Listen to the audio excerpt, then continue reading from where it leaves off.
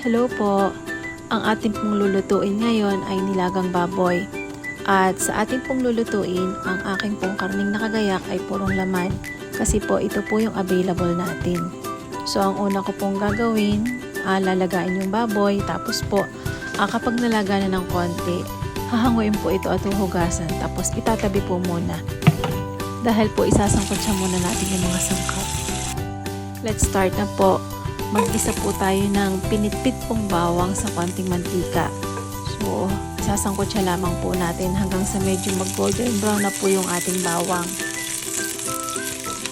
Pagkatapos po nating makasangkot siya yung ating bawang, isusunod na po natin yung hiniwa po natin sibuyas. Sa sibuyas po, hiniwa po ito ng medyo malalaki.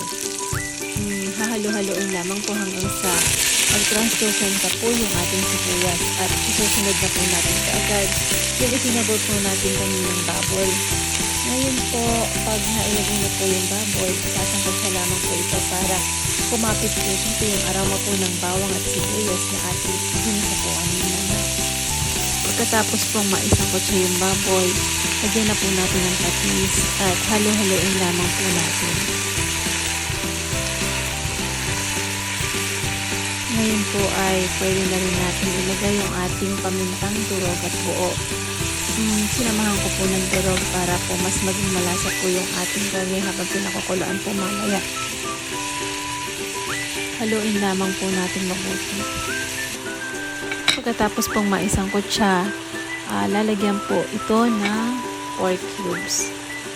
Mas malinamnam po kasi yung karne pag nilagyan po natin ng pork cubes. At nilagyan ko na rin po ng tubig para po nun maumpisahan na yung pagpapakulo at pagpapalambot po dun sa ating nilagang baboy. Sa part po nito ay makikita po natin kulong-kulo na po yung ating nilaga.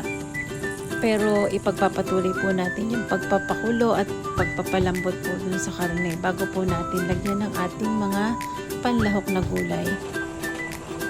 This time po ay na-check na po natin kung malambot na ba yung karne at pwede na po natin ilagay yung ating pong gulay. At ang una po natin ilagay ay ang patatas kasi ito po ay medyo matigas po at medyo matagal po yung palambutan. Pagkatapos po ay sinunod kong inilagay yung ating Baguio beans. Pagkatapos pong mailagay ang Baguio beans, isinunod ko naman po inilagay yung ating Pechay Baguio.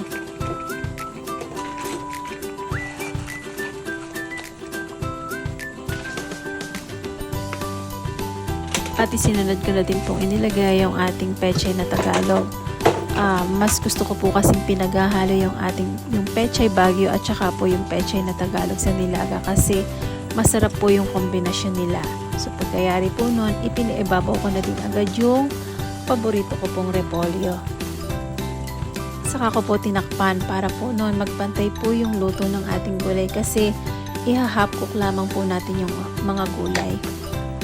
Kapag sa tingin po natin ay half cook na yung gulay, buksan na po at i-check po natin. Kasi kung sapat na po yung paglambot ng ating mga gulay, ready na po yung ating nilagang baboy. Pwede na po nating i-off yung stove. Heto po, nakaluto na po tayo ng ating nilagang baboy. Pwede na po tayong kumain. Thank you for watching my channel and God bless us all po. Bye-bye po.